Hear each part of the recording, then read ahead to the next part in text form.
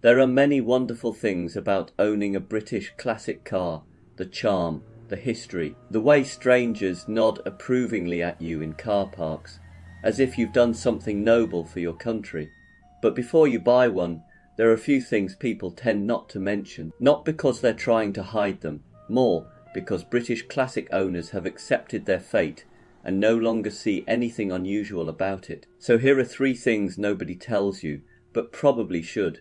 Number 1, you will smell permanently of petrol. This is not a metaphor, it's a lifestyle. Somewhere, deep inside the soul of a British classic, whether it's an old MGB, a Triumph Spitfire, or a slightly too confident Jaguar XJ6, there is a faint but persistent desire to perfume its owner. You step out of the car after a lovely drive, take a deep breath, and there it is, that unmistakable blend of petrol, old leather, and maybe the ghost of a previous owner's pipe smoke. You'll think you've imagined it. Your friends will assure you that you haven't. And eventually you'll stop trying to get rid of the smell and simply accept that it's part of your personal brand. Number 2, electrical issues are a bonding exercise. Some people say the British invented romance. I say they invented character, building wiring looms. If you own anything with the words Lucas anywhere near it, you're not just a driver, you're in a long-term relationship with the Prince of Darkness himself. One day the indicators work, the next day they're on a spiritual retreat. Your headlights may or may not join you. But here's the thing, every time you fix something, or jiggle a connector, or threaten the car with a multimeter, you feel genuinely proud. Modern cars don't give you that. They give you error codes and judgment. A classic gives you opportunities for personal growth. And number 3, the real thrill isn't the driving, it's the starting. Every British classic owner knows that sacred moment. You sit down, turn the key, and hold your breath. Will it fire up instantly, like an enthusiastic Austin Mini on a sunny day? Or will it cough, think about life, and then decide that today is not the day? That moment, that glorious, unpredictable, slightly anxious moment, is the true heartbeat of British motoring. When it does start, you feel victorious.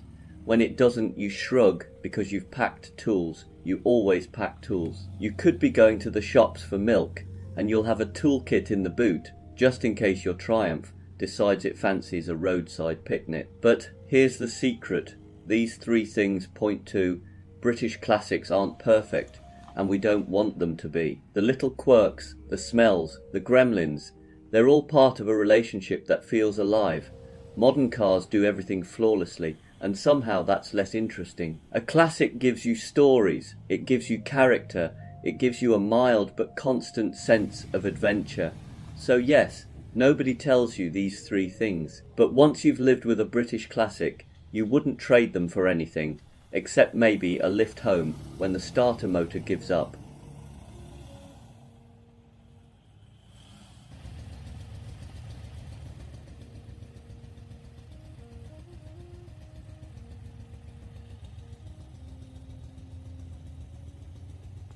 There's a funny thing that happens when you spend time with an old car. You start off thinking you're the one looking after it, keeping it running, coaxing it through its quirks, forgiving it for the odd rattle or drip. But eventually you realize something else is going on. The car is teaching you something too.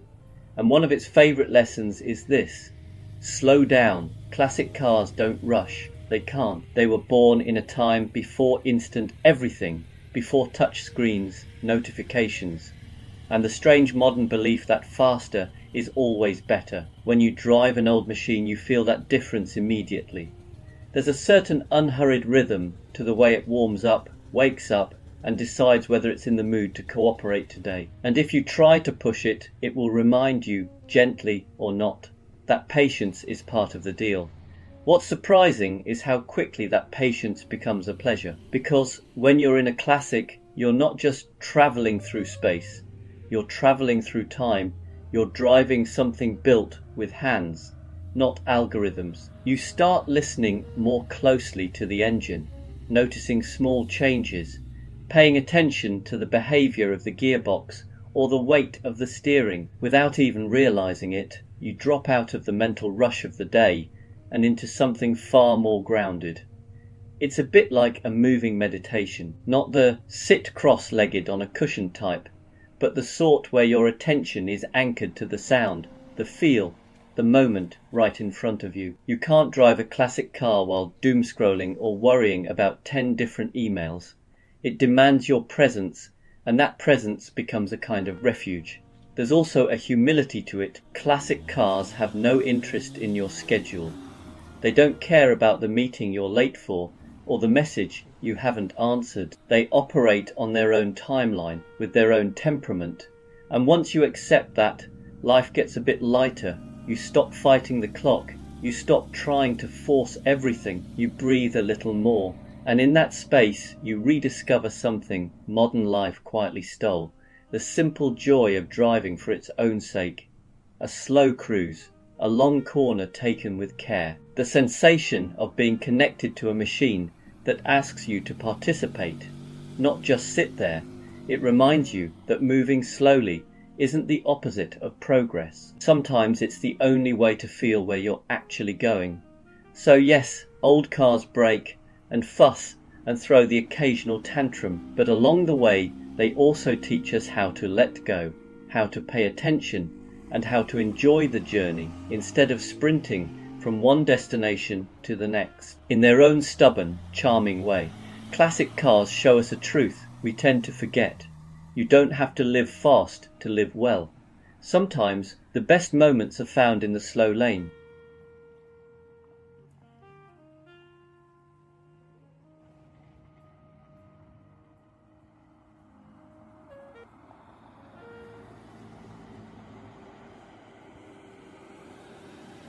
You know, whenever I'm around classic cars, I'm struck by this quiet realization. Every old engine you see has lived more life than most of us ever stop to notice. We look at these machines as objects, as hobbies, as projects to fix on a Sunday. But somewhere in the metal, in the noise, in the wear and tear, there are stories tucked away. Sometimes I think that's what draws us to them, not the horsepower or the rarity, but the history that hums beneath the surface. Think about it. Every engine misfire was once a moment of worry for someone. Every smooth pull-through second gear was once a burst of pride.